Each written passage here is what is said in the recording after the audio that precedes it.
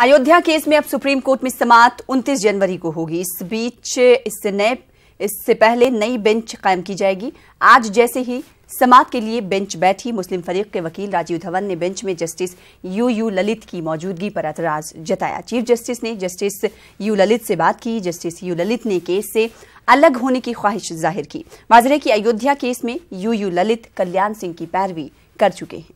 Supreme court ने अयोध्या के राम जन्मभूमि बाबरी मस्जिद आराजी तनाजे की समाअत जुमेरात 29 जनवरी तक के लिए मुलतवी कर दी। चीफ जस्टिस रंजन गोगोई की सदारत वाली 5 रुकनीय आईनी बेंच जैसे ही इस मामले की समाअत के लिए बैठी, मुस्लिम फरीक की जानिब से पेश होने वाले सीनियर वकील राजीव धवन ने बेंच में जस्टिस उदय उमेश ललित की मौजूदगी पर सवाल उठा दिया।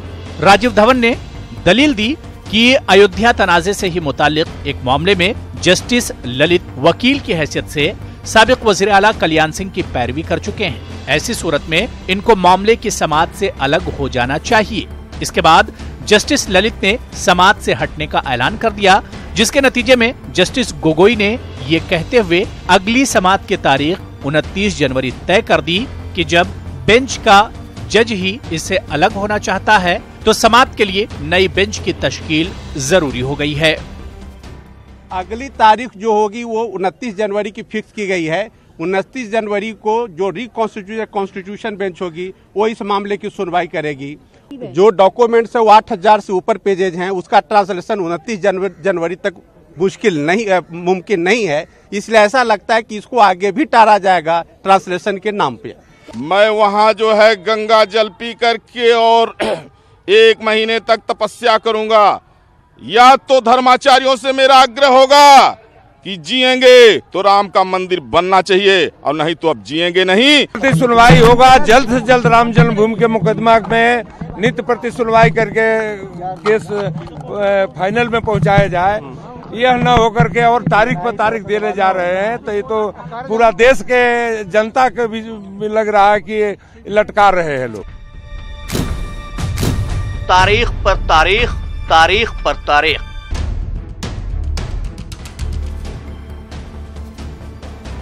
मामले की समाअत के लिए 29 जनवरी की तारीख मुकर्रर करने से कबल जस्टिस गोगोई ने मामले की समाअत के लिए 3 रुकनी बेंच की बजाय 5 रुकनी आईनी बेंच कायम करने से मुताल्लिक धवन के सवालों के जवाब भी दिए। आईनी बेंच में justice S.A. Bobde, justice Raman और जस्टिस D.Y. चंद्रचूड़ भी शामिल हैं। अब समाअत के लिए नई बेंच तश्कील दी जाएगी, लेकिन मामला फिलहाल टल गया है। माहिरीन का कहना है कि अयोध्या मामले में इस तरह की बेंच तश्कील करना चौंकाने वाला है। अभी तक ऐसी कोई मिसाल सामने नहीं आई है जब सुप्रीम कोर्ट के एडमिनिस्ट्रेटिव ऑर्डर के जरिए आईनी बेंच की तश्कील की गई हो। अब अगली तारीख 29 जनवरी तय हुई है, लेकिन जल्द सुनवाई और मामले को किसी हतमी नतीजे पर ले जाने के दावे को एक बार फिर झटका लगा है। अदलिया इस निहायत हसास मामले पर जल्दबाजी में नहीं है, जबकि समाज का एक हिस्सा चाहता है कि इस मामले का जल्द से जल्द कोई हल निकले। Bureau report, news 18 Urdu. Case के फरीक इकबाल अंसारी ने कहा कि हमें सुप्रीम कोर्ट पर पूरा भरोसा है। इकबाल अंसारी से जब सवाल किया गया कि 5 रुकनी बेंच में कोई भी मुसलमान जज नहीं, तो इन्होंने जवाब दिया कि ये सुप्रीम कोर्ट है, यहाँ हिंदू मुस्लिम नहीं चलता बल्कि सच्चाई चलती है। ये काम सरकार का है, कोर्ट का है, इस पे हम कोई टिप्पणी नहीं करते। कोर्ट जो भी करेगा हम जो है उसको मानेंगे। हम साफ कहते हैं कि हम इससे राजनीति नहीं करते। चाहे जो वकील हो, चाहे जो जज हो, जो भी वो करेंगे वो हम लोगों को मानना पड़ेगा। ये संवैधानिक बात है। देखिए ऐसा है, सबके यहाँ वकील ही जाते हैं, हिंदू पक्षकार में भी वकील जाते हैं। आज जाके देखिए जो है हिंदू महासभा या निर्मोही अखाड़ा कोई नहीं गया होगा, हम भी नहीं जाते वहाँ वकील देखते। ये आज की बात नहीं है, जो वकील वहाँ जो है मौके पे मौजूद है वही देखते हैं, क्योंकि ये संवैधानिक काम है। क्योंकि बहुत सी जगह पक्षकार नहीं जाते, वकील ही तारीख लेता है। देखिए कोर्ट सबूतों के आधार पे चलता है, हिंदू मुसलमान पे नहीं चलता। हमारे यहाँ हिंदुस्तान में तो ये जात बात तो नेता लोग बताते हैं, जात तो नेता पूछते हैं। हिंदुस्तान की पब्लिक आज भी मोहल्ले में लोग जात नहीं पूछते, नेता केवल जात पूछते हैं। कोर्ट में चाहे हिंदू हो, चाहे मुसलमान, चाहे सिख हो, चाहे ईसाई, कोर्ट चलता है सबूतों के आधार पे। हम कोर्ट की बात मानेंगे, ये हमारा संवैधानिक है। वहीं all India Muslim personal law board के रुकन कासिम रसूल इलियास ने न्यूज़ 18 के नुमाइंदे खुर्रम शहजाद से इस मामले पर गुफ्तगू की। राम मंदिर विवाद को लेकर सुप्रीम कोर्ट में आज समाअत हुई है। डॉक्टर कासिम रसूल Ilyas all India Muslim personal law board की बाबरी मस्जिद कमेटी के कन्वीनर हैं, खुद कोर्ट में मौजूद थे, हमारे साथ हैं। डॉक्टर साहब, क्या हुआ, फिर एक तारीख मिल गई है? देखिए, आज असल में जब कोर्ट की सुनवाई शुरू हुई तो हमारे जो वकील थे डॉक्टर राजू धवन साहब, उन्होंने एक बहुत ही इम्पॉर्टेंट क्वेश्चन रेस किया कि ये जो बेंच बनी है उस बेंच में जस्टिस यू ललित जो हैं वो एक बार इससे पहले कल्याण सिंह वाले केस में बाबरी मस्जिद के मसले पर एक पार्टी की तरफ से अपीयर हो चुके हैं। चुनांचे वो इसके लिए यानी इस बेंच के लिए सूटेबल नहीं है। तो कोर्ट ने इस बात को एक्सेप्ट किया कि ये गलती हुई है। 97 में वो अपीयर हो चुके थे, तो कोर्ट ने इसको माना और कोर्ट ने कहा हम दूसरी बेंच बनाएंगे और अगली तारीख 29 होगी। इसके अलावा कोर्ट में ट्रांसलेशन का इशू भी उठा कि जिसमें ये बात कही गई कि भाई ये जो ट्रांसलेशन 42,000 पेजेस का ट्रांसलेशन था, जिसमें से 19,000 पेजेस का तर्जुमा पार्टियों ने करवाया कोर्ट के ऑर्डर की बुनियाद पर। तो कोर्ट ने कहा कि हम हमारी रजिस्ट्री को हम ये इंस्ट्रक्शन देते हैं कि वो उसकी ऑथेंटिसिटी को, यानी जो ट्रांसलेशन हुआ है वो ऑथेंटिक है या नहीं, इसके ऑथेंटिसिटी को चेक करने की वो देंगे। इससे पहले कपिल सिब्बल आपकी तरफ से पेश हो रहे थे, उस वक्त उन्होंने कहा 2019 के बाद इस मामले की सुनवाई हो कि इससे पॉलिटिकल माइलेज लिया जा रहा है। अब आपने कहा कि जज ठीक नहीं है। ये जो तासुर पेश करने की कोशिश की जा रही है कि हमारे तरफ से डिले किया जाए, बिल्कुल गलत बात है। इस केस में हमारा पक्ष बहुत मजबूत है, हम डिले करने का कोई सवाल ही पैदा नहीं होता है।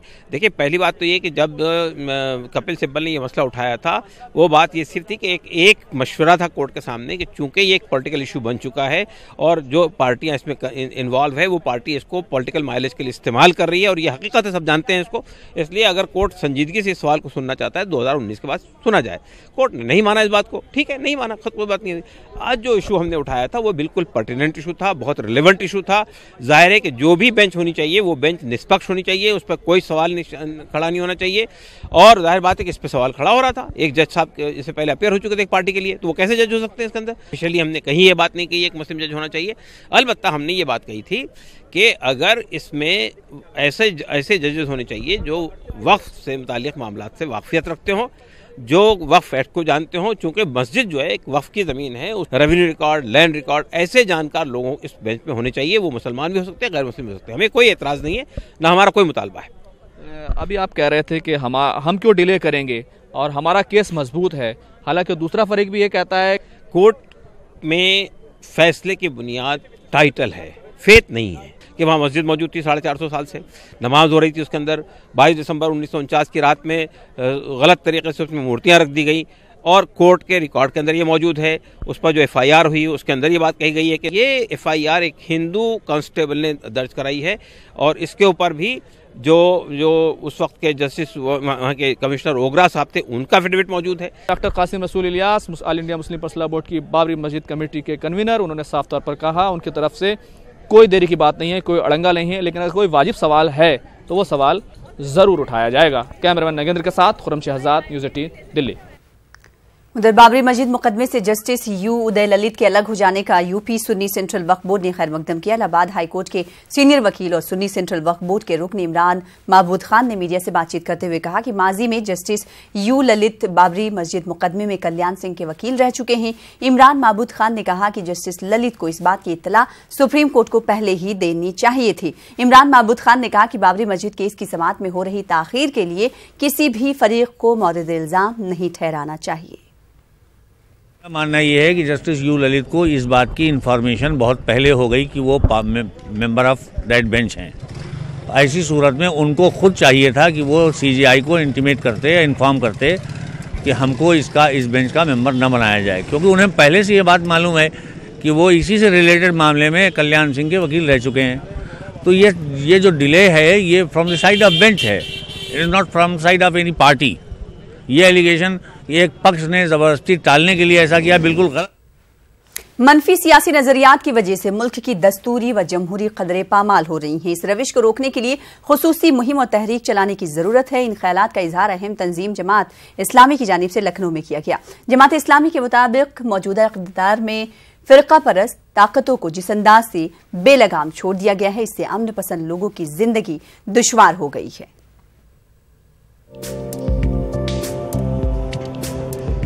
जमात इस्लामी के अहम ओहदेदार हिंदुस्तान और बिलखुसूस उत्तर प्रदेश का माहौल बेहतर बनाए रखने के लिए खुसूसी तहरीकात शुरू करने के मुतमन्नी हैं, जिसके लिए जिला सतही झैली कमेटियां तश्कील दी जा रही हैं। अरकान जमात के मुताबिक इस्लाम और मुसलमानों के खिलाफ जिस अंदाज की शिद्दत का मुजाहरा इस अहद में किया जा रहा है, इसने बहुत कुछ सोचने पर मजबूर किया है। सब्र का पैमाना लबरेज हुआ जाता है। ताहम हम अभी भी यही चाहते हैं कि शिद्दत पसंद लोगों की नफरत का जवाब मोहब्बत से दिया जाए। किस तरह से समाज के अंदर नफरत का माहौल बनाया जा रहा है और किस तरह इंसानों को बांटा जा रहा है, धर्म की राजनीति हो रही है हिंदू मुसलमान के नाम पर, मंदिर मस्जिद के नाम पर। तो इस तरह समाज को बांटने का जो काम है ये नहीं होना चाहिए। और जिस तरह हम लोग आपस में मेल मोहब्बत से रहते हैं, वही मेल और मोहब्बत की फ़िज़ा को बाकी रहना चाहिए। चूँकि मामला कोर्ट में पहुंचा हुआ है, सुप्रीम कोर्ट में सुनवाई चल रही है, हम उम्मीद करते हैं कि वहां से फैसला मुनासिब आएगा। यूं तो एक जमाने से जमात इस्लाह मुआशरा के बाब में काम कर रही है, ताहम अब इस तहरीक के ऐसे नताइज नहीं आ रहे हैं जिनकी तवक्को की गई थी। इसका बड़ा सबब यह भी है कि सरकारी सतह पे शिद्दत और नफरत को रोकने के बजाय शिद्दत पसंद तंजीमों की पुष्टपनाही की जा रही है। जागरूकता लानी चाहिए कि मुल्क का बहुत बड़ा नुकसान होने जा रहा है अगर जिस रुख पर मुल्क ले जाया जा रहा है। इससे बचाने के लिए हर मुहिब वतन का फ़र्ज़ है कि वो इस वक्त आगाह करे, लोगों को बताए कि जो हो रहा है वो गलत हो रहा है और उसकी सबूत मौजूद हैं, उसके नुकसानात सामने आने शुरू हो गए हैं। यहाँ ये बात भी काबिल जिक्र है कि अहम और सरकर्दा मुस्लिम तंजीमें मुसलसल इन कोशिशों में मसरूफ हैं कि मुल्क के हालात मजहबी नफरत की नजर न हो। लेकिन यहाँ एक सवाल ये भी अहम है कि क्या अमन की एक तरफा कोशिशों से ये हालात बेहतरी के लिए तब्दील हो सकते हैं। जमात इस्लामी की जानिब से मुहिबान वतन से दरख्वास्त की जा रही है कि वो आगे आएँ और मुल्क की उन तमाम तर कदरों को बहाल करने की कोशिश करें जो इसकी शनाख्त रही हैं। कैमरामैन सरजीत के साथ न्यूज़ 18 उर्दू के लिए तारिक कमर, लखनऊ। यूपी मदरसा बोर्ड इम्तहानात के इंतजामात को लेकर बोर्ड इंतजामिया की इमदाद याफ्ता मदारिस से तवक्कुआत तो बहुत रहती हैं, लेकिन फंड के नाम पर खुद मदरसा बोर्ड इन जरूरियात को वक्त पर पूरा करने में नाकाम साबित होता रहा है। इम्तिहान सेंटर मुंतखब किए जाने वाले इन मदारिस और स्कूलों को इंतजामात के लिए वक्त पर फंड जारी न होने से अब कई मदारिस और स्कूलों ने सेंटर बनाने को लेकर अपने कदम पीछे खींच लिए हैं।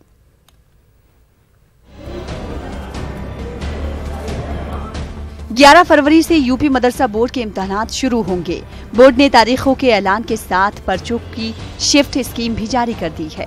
ताहम इम्तहान मराकज के इंतखाब को लेकर बोर्ड के पास इख्तियारात का दायरा महदूद है और इसकी सबसे बड़ी वजह गुज़िश्ता बरसों में सेंटर मुंतखब किए गए मदारिस और स्कूलों को वक्त पर फंड जारी न होना है।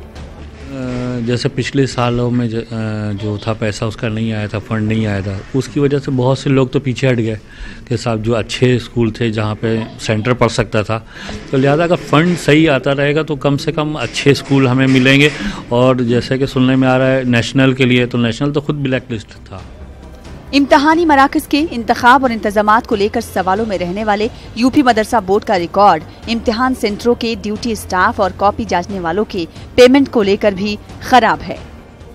जो कॉपी वगैरह चेक करते हैं एग्जामिनर, उनको जो है समय से भुगतान कर दिया जाए ताकि वो दिलचस्पी के साथ और सही तरीके से जो है कापियाँ चेक करें। और अगर उसमें जो है बच्चों के साथ में कोई नाइंसाफ़ी करता है एग्जामिनर, तो उसके लिए भी जो है तादीबी कार्रवाई होनी चाहिए उस एग्जामिनर की कि या उसकी सेंटर की जहां इस तरह की कोताहियाँ लापरवाहियाँ बरती जा रही हैं। मदारिस में तालीमी निज़ाम और इंतजामात को लेकर वक्त वक्त पर अहकामात जारी करने वाला मदरसा बोर्ड अगर जरूरत के मुताबिक वक्त पर फंड भी जारी करने में संजीदगी इख्तियार कर ले तो हालात और बेहतर हो सकते हैं। न्यूज़ 18 उर्दू के लिए मेरठ से तंजीर अंसार की रिपोर्ट। लखनऊ की ख्वाजा मोइनुद्दीन चिश्ती उर्दू अरबी यूनिवर्सिटी में आलमी यौम हिंदी मनाया गया। प्रोग्राम में कई नामवर शख्सियतों के अलावा कसीर तादाद में तलबा और तालिबात ने शिरकत की। इस मौके पर यूनिवर्सिटी के चांसलर माहरुख मिर्जा ने कौमी जबान हिंदी की अहमियत पर रोशनी डाली। इलाहाबाद में वाक़ई मुगल दौर की अहम तारीखी इमारत खुसरो बाग की तज़ीनकारी और मरम्मत का काम पूरा हो गया। रियासत के वज़ीर आला योगी आदित्यनाथ ने आज नए खुसरो बाग को आवाम के नाम मानून किया। इलाहाबाद का खुसरो बाग मुगल दौर की अहम तारीखी इमारतों में शुमार किया जाता है। यहाँ की इमारतें मुगल तर्ज तामीर का बेहतरीन नमूना मानी जाती हैं। इस बाग की तामीर शहजादा सलीम ने सन 1601 में कराई थी। खुसरो बाग में शहजादा सलीम के बेटे खुसरो, बीवी शाह बेगम और बहन सुल्तान निसा के मकबरे मौजूद हैं। खुसरो बाग महकमे आसार कदीमा की निगरानी में है। यूपी की योगी आदित्यनाथ हुकूमत ने खुसरो बाग की तज़ीनकारी और इसके तहफ़्फ़ुज़ का मंसूबा शुरू किया था। खुसरो बाग में मुनक्किद होने वाले अवामी तकरीब के दौरान योगी आदित्यनाथ ने तजदीद शाह खुसरो बाग का इफ्तिताह किया। इस मौके पर रियासत के नायब वज़ीर आला केशव प्रसाद मौर्य, वज़ीर सेहत रीता बहुगुणा जोशी और रियासती वज़ीर नंद गोपाल गुप्ता नंदी मौजूद थे। बिहार के साबिक वजीर आला लालू प्रसाद यादव की जमानत अर्जी खारिज हो गई है। लालू यादव चारा घपला मामले में पहले ही जेल की सजा काट रहे हैं। दूसरी जानिब चाईबासा खजाने से गैर कानूनी निकासी मामले में लालू यादव को झटका लगा है। झारखंड हाईकोर्ट ने सुनवाई करते हुए तीनों मामले में जमानत अर्जी खारिज कर दी है। हाँ, इसकी सुनवाई पहले ही हो चुकी थी पिछले फ्राइडे को और रिजर्व थी ऑर्डर। 4 तारीख को ये ऑर्डर रिजर्व भी थी। आज फैसला उसको सुना दिया। बीजेपी ने आरजेडी पर तनकीद की है। इन्होंने अदालत के फैसले को फतवा कहने पर एतराज जाहिर किया और कहा कि आरजेडी के लीडरों को माफी मांगनी चाहिए। Court of law hypothesis, perception और प्रोपेगेंडा की बुनियाद पर अपना जुरिस्डिक्शन पास नहीं करता है और आरजेडी के लोग जिस तरह से लालू जी के मामले में प्रोपेगेंडा और अनर्गल बयानबाजी कर रहे हैं वो दुखद है। देखिए, कोर्ट ने मेरिट की बुनियाद पर लालू जी के खिलाफ सबूत थे, लिहाजा उनको सजा मिली है। पार्लिमानी इंतखाबात के लिए बने अजीम इत्तेहाद ने वजीर आला नीतीश कुमार के खिलाफ मार्च निकाला। इत्तेहाद में शामिल लीडरान ने सीएम नीतीश कुमार के खिलाफ नारेबाजी की और पुलिस एहलकारों से झड़पें भी हुई। लीडरों ने गवर्नर को मेमोरेंडम भी पेश किया।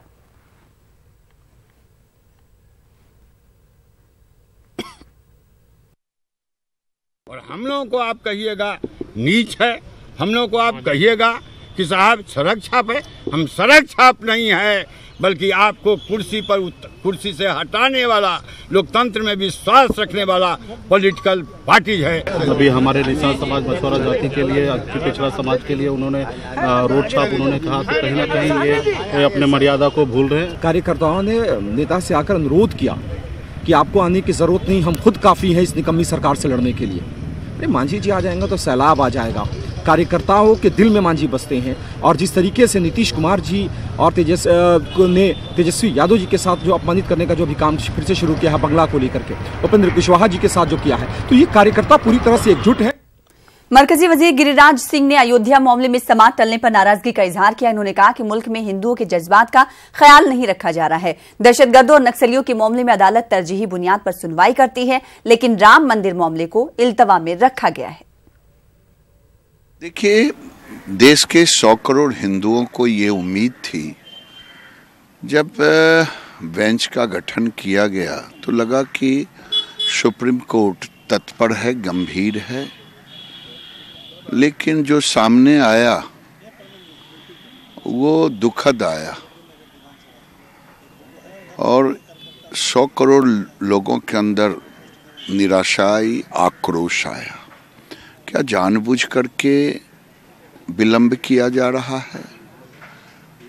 तब तो कभी कोई कह दे कि वो हिंदू हैं इसलिए नहीं रह सकते, वो मुसलमान हैं इसलिए नहीं रह सकते, तब तो विदेशों से इसके लिए जज मंगाया जाएगा। आपको लगता नहीं है कि जो सुप्रीम कोर्ट जो अर्बन नक्सल के लिए, अफजल के लिए, बाकी आतंकवादियों के लिए आधी रात में भी खुलवा दिए जाते हैं, राम के लिए, भगवान राम के लिए उनके पास वक्त नहीं है? यही तो देश के 100 करोड़ लोग के मन में पीड़ा है कि इस देश के हिंदुओं का दुर्भाग्य है कि हमने बंटवारे के बाद द्वयम तरह के नागरिक के रूप में हम जी रहे हैं। जो मन आता फिल्म बना देता, हमारे देवी देवताओं को गाली देता, आतंकवादियों के लिए रात में दरवाजे खुलते, नक्सल, शहरी नक्सल जो है उनके लिए समय मिलता, लेकिन प्रभु श्री राम के लिए समय पर दर समय, समय पर समय, समय पर समय। अब भारत का हिंदू क्या करे? तो इतना ना दबाया जाए भारत के हिंदुओं को कि उनका सब्र टूट जाए और वो कुछ स्टेप लेने की हद में चले जाए। यह कहना था केंद्रीय मंत्री गिरिराज सिंह का। कैमरामैन मनोज के साथ नीलकमल, न्यूज़ 18 पटना।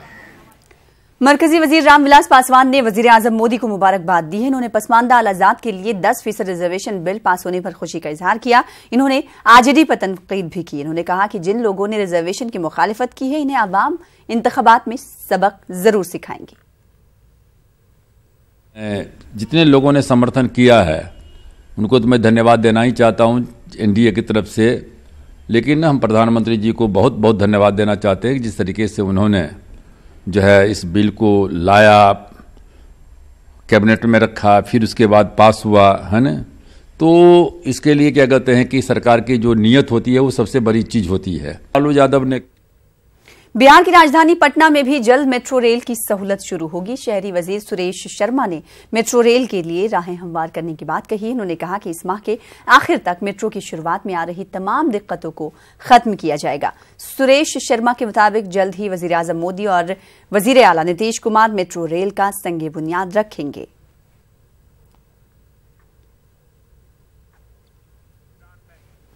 वजीर आला नीतीश कुमार ने बिहार के 7 अजला का जहाज के जरिए जायजा लिया। सीएम नीतीश ने सड़क के तामीराती कामों के लिए जायजा लिया है। उम्मीद की जा रही है कि वजीर आला के इस दौरे से सड़क के तामीराती कामों में रफ्तार आएगी। वाज़ेह है कि सड़क की तामीरात के कई अहम प्रोजेक्ट्स अब तक मुकम्मल नहीं हुए हैं।